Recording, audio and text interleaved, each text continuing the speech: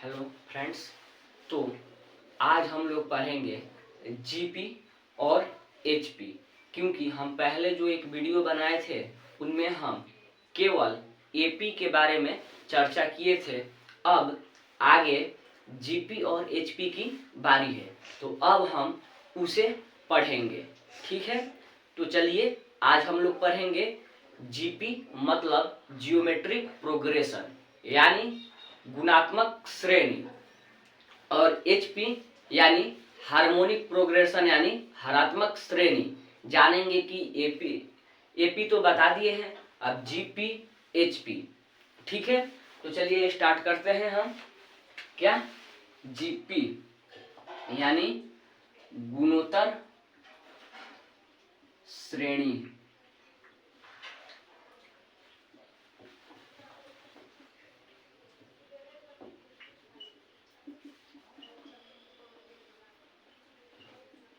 Geometric progression हम जानेंगे कि जीपी क्या होता है। ठीक है, तो जिस तरह आप एपी पढ़े हैं, ठीक है, उसी तरह जीपी भी होता है। एपी में ये होता है कि किसी पद और उसके पहले वाले पद को घटाएं तो उसका अंतर नियत रहना चाहिए। ठीक है, और जीपी में ये है कि किसी पद और उसके पहले वाले पद का अगर हम रेशियो ले यानी अनुपात ले तो वो बराबर होना चाहिए। बस उसी को कहते हैं क्या? जीपी। जैसे देखिए,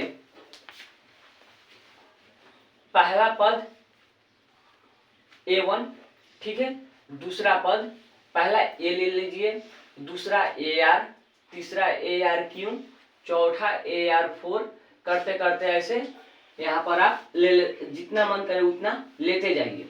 यानी जो पहला पद है, प्रथम पद, उसको T1 बोलेंगे। T1 बराबर कितना? A। द्वितीय पद को T2 बोलेंगे। T2 कितना है? AR। तीसरा पद T3 को कितना कहेंगे? इसमें T3 क्या है? AR square. यहाँ पर पहले स्क्वायर होगा और यहाँ Q और यहाँ 4 5 ऐसे पावर में बढ़ते चले जाएंगे। यानी तीसरा पद चाहिए तो AR स्क्वायर, चौथा पद चाहिए T4 तो AR के पावर 3, पांचवा पद चाहिए T5 तो AR के पावर 4। यानी हमें जितना पद चाहिए, पांचवा पद, छठा पद, सातवां पद, उसमें से एक कम आर के पावर में रखना है। ठीक है, यानी डॉट डॉट डॉट ऐसे करते। अगर हमें कहेंगे कि एनवा पद चाहिए जीपी का तो Tn बराबर ए आर के पावर n-1। जीपी के अंतिम पद यानी Tn का फॉर्मूला होता है ए आर के पावर n-1, जिसमें प्रथम पद को T1 से सूचित करते हैं या A1 कह दीजिए, और इसके कॉमन रेशियो होते हैं। कॉमन रेशियो उनको हम R से डिनोट करते हैं, और अंतिम पद जो होते हैं उन्हें Tn, L या An कह दीजिए। ठीक है, और n पदों का योग को हम किसे सूचित करते हैं? Sn से। ठीक है, तो अब देखिए, अब हम जांचेंगे कि ये जीपी है कि नहीं। ठीक है, तो देखिए, कोई भी आप पद लीजिए, जैसे मान लीजिए कि आप दूसरा पद ले लीजिए AR, और इसके पहले वाले पद A से डिवाइड कीजिए। ठीक है, और बराबर में फिर इसके अगले वाले पद लीजिए AR स्क्वायर, और उसमें इसके पहले वाले पद को ऐसी कीजिए। फिर इसी तरह इसका रेशियो, इसका रेशियो, इसका रेशियो हम जांचने के लिए दो लिए हैं। ठीक है, ए से काट दीजिए, ए कट गया, आर कट गया, तो यहाँ R बराबर R, यानी इसका कॉमन रेशियो क्या है? समान है, मतलब ये जीपी में है। ठीक है, अब चलिए यहाँ पर एक एग्जाम्पल हम ले लेते हैं, जैसे 2, 4, 8, 16 डॉट डॉट डॉट ऐसे हमें ऐसे जीपी कोई दे देगा। जैसे यहाँ पर ले लीजिए आप 128, चाहे इसमें इसके देखिए पहला पद ये A1 या T1 क्या है 2 है। अब इसका कॉमन रेशियो देखिए R 4/2 इक्वल 8/4। तो यहाँ 2 से काटेंगे 2 बार में 4, 4 से 8 काटेंगे 2 बार में 4, मतलब यहाँ पर कॉमन रेशियो सेम है, यानी R का मान कितना होगा 2, A1 का मान भी 2, R का मान भी 2। तो अब अगर हमें, तो इसमें क्या है कि अगर कोई जीपी यहाँ पर दे दिया गया है, इसमें 10 पद है, तो हमें बोलेगा कि अंतिम पद इसका क्या होगा। तो आप सीधा ये फॉर्मूला लगाइए, Tn बराबर AR के पावर n-1। तो यहाँ Tn बराबर AR के पावर n-1, यानी हमसे पूछ रहा है अंतिम पद यानी Tn, और n कितना है 10। तो a के स्थान पर 2, r के स्थान पर 2 और n के स्थान पर 10-1, यानी 2 इंटू 2 के पावर 9 यानी 2 के पावर 10, और 2 के पावर 10 यहाँ गुना कीजिएगा तो आपको 1024 आएगा। अब चलते हैं n पदों का योग। जैसे आप एपी के n पदों के योग पढ़े हैं कि हमें n पदों का योग चाहिए, तो शुरू से पहला पद, दूसरा पद, तीसरा पद, ऐसे ऐसे करते करते nवां पद लिख दीजिए, फिर उसको रिवर्स करके उल्टा कर कर लिख दीजिए और दोनों को जोड़ेंगे तो आपको एपी के n पद के योग आपको प्राप्त हो गया होगा। उसी तरह जीपी के पद को क्या करेंगे, शुरू से अंत तक लिखिएगा, पहला पद, दूसरा पद, तीसरा पद, चौथा पद, ऐसे ऐसे nवां पद, ठीक है। फिर उसको उल्टा कर कर और पहले को Sn मान लीजिए और दूसरे को Sn भी मान लीजिए और उसमें R से गुना कर दीजिए दूसरे वाले को, और पहले से दूसरे को आप ऐसे घटा दीजिएगा तो आपको जीपी के n पदों का योग मिल जाएगा, जिसका फॉर्मूला होता है Sn बराबर a इंटू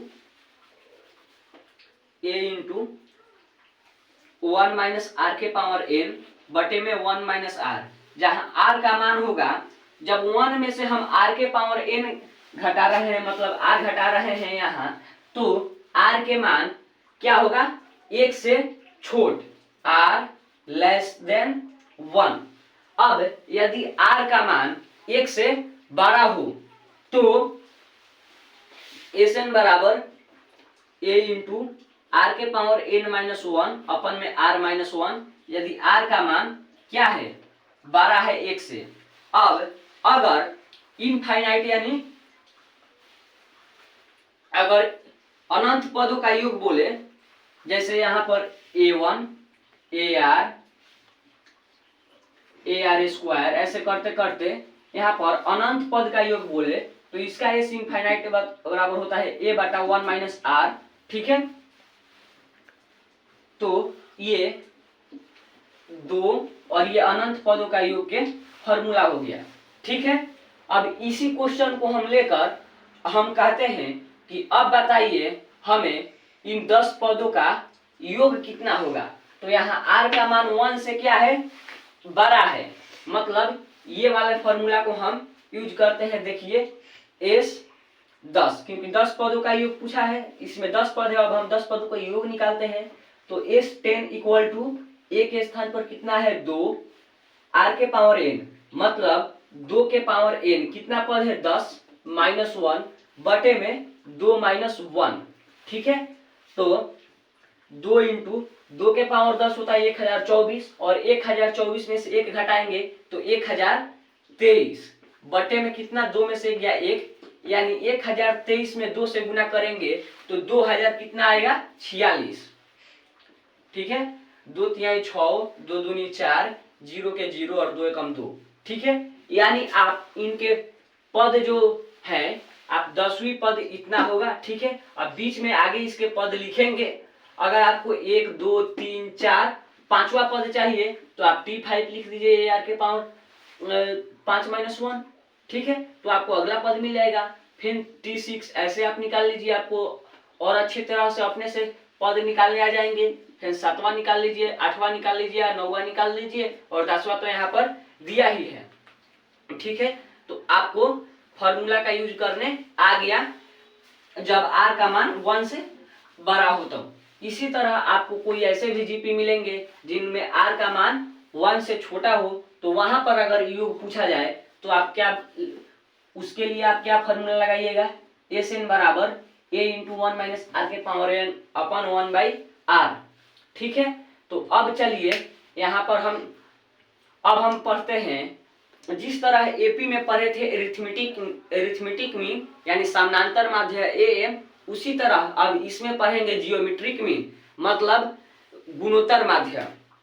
ठीक है, तो अब उसका ये और छोटा ए बड़ा ए और फिर उधर बी लिख दिए, तब उसको हम एम निकालें, उसी तरह इसमें जी लिख देंगे यानी ए जी बी, मतलब ये तीनों क्या है, ये तीनों जीपी में है ऑलरेडी।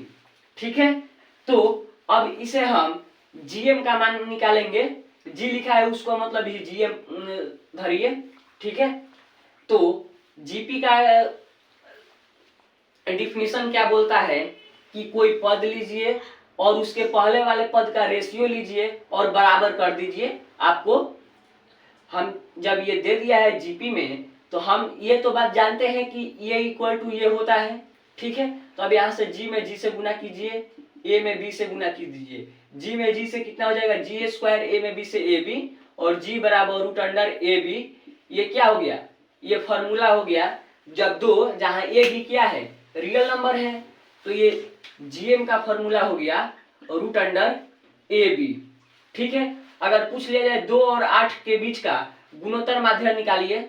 ठीक है, जीएम तो रूट अंडर 2 गुने 8 मतलब कितना हो जाएगा 16, रूट अंदर तो मतलब क्या हो जाएगा, बीच वाला क्या हो जाएगा 4 हो जाएगा। आपको ये क्या मिल गया, जीएम जियोमेट्रिक मीन।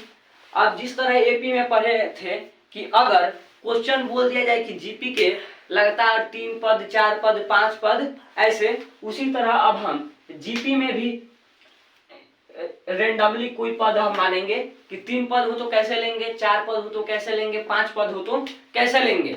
ठीक है, तो चलिए हम अगर जीपी में लगातार 3 पद लेना हो, जीपी में लगातार आपको 3 पद लेना हो, तो आप पहले एक अल्फा ले लीजिए और दूसरे अल्फा अपन बीटा लीजिए और तीसरा अल्फा इंटू बीटा लीजिए। ठीक है, अब आप इनके रेशियो निकालेंगे तो इक्वल होगा। ठीक है, क्योंकि जीपी का डिफिनीशन ही बोलता है कि कोई टर्म और उसके पहले वाले टर्म का रेशियो ले तो वो इक्वल होता है। तो alpha upon beta, alpha alpha into beta. अब अगर जीपी में लगातार हमें 4 पद मानना हो, 4 पद मानना हो, तो यहाँ अल्फा अपन बीटा स्क्वायर कर दीजिए। ठीक है, और यहाँ कर दीजिए अल्फा अपन बीटा, और यहाँ अल्फा इंटू बीटा और अल्फा इंटू बीटा स्क्वायर। ठीक है, अल्फा इंटू बीटा क्यों होगा, क्यों यहाँ पर क्यों होगा, अल्फा अपन बीटा के क्यों और यहाँ पर भी क्यों आ जाएगा। ठीक है, यहाँ 4 जो है सम है तो वहां ट्वाइस रेशियो इक्वल होगा। ठीक है, अब अगर हमें 5 पद बोला जाए तब वहां पर आप अल्फा अपन बीटा स्क्वायर, पुनः अल्फा अपन बीटा और alpha into beta, alpha upon beta square ऐसे कीजिएगा। जब 3 पद दिया हो तो ये वाला, 4 पद दिया हो तो ये वाला और 5 पद दिया हो तो ये वाला। ठीक है, अब हम जीपी के कॉन्सेप्ट पूरे यहाँ पर हम बता दिए। अब एपी और जीपी के कुछ गुण होते हैं कि जब 2 जीपी और 2 एपी संगत हों तो आप वो किताब से देख लीजिएगा। ठीक है, अब एक बच रहा है एचपी, तो एचपी कुछ नहीं, एपी के क्या है, व्युत्क्रम एचपी है। ठीक है, जैसे यहाँ पर हम देखते हैं एचपी क्या बोलता है कि एपी के व्युत्क्रम को एचपी बोलते हैं। ठीक है, जैसे 2 4 6 8 ये क्या है, ये एपी है। तो अगर हमें इसे एचपी में लिखना होगा तो हम क्या करेंगे कि 1/2 1/4 1/6 1/8 ये सभी क्या होंगे, एचपी में होंगे। इसमें नीचे 0 वाला नहीं आना चाहिए, नहीं तो 1/0 क्या हो जाएगा, अपरिभाषित हो जाएगा। ठीक है, बाकी सब सेम है। अब फिर जिस तरह आप एपी के फॉर्मूला लगाते हैं उसी तरह 1 बटा आप एपी का फॉर्मूला यूज कीजिएगा, आपको ये हो जाएगा। अब हम यहाँ पर ले लेते हैं कि ए बी सी डी, ये क्या है, ये एचपी में है, ठीक है। तो अब देखिए एचपी बोलता है तो इसका रिवर्स क्या होगा, एपी में होगा, यानी 1/a 1/b 1/c 1/d। यहाँ पर ये क्या हो गया, एपी में हो गया। तो एपी में हो गया तो अब आप इसके डिफरेंस पता कीजिए, जैसे कि एम कैसे निकालते हैं उसी तरह आपको ये एच एम निकल जाएगा, और एच एम का मान आएगा 2ab/a+b, ठीक है। यहाँ पर जगह कम है तो आप 1/b - 1/a इक्वल टू कीजिएगा 1/c - 1/b, तो आपको इतना निकल कर आ जाएगा एचपी। तो एचपी में ज्यादा कुछ नहीं है, बस इतना ही है, एपी के व्युत्क्रम जान लीजिए, और अगर एपी ऐसा है तो आप उसको एचपी ऐसे बना दीजिए, अगर एचपी ऐसा है तो आप उसको एपी ऐसा बना दीजिए, ठीक है। अब ये होता है कि जो एएम निकालें, जीएम निकालें, एचएम निकालें, इन सभी में एक रिलेशन होता है कि AM greater than equal to GM greater than equal to HM, ठीक है। और जी स्क्वायर बराबर होता है ए गुने एच, और यहां से जी बराबर रूट अंडर आप एच बोल सकते हैं, ठीक है।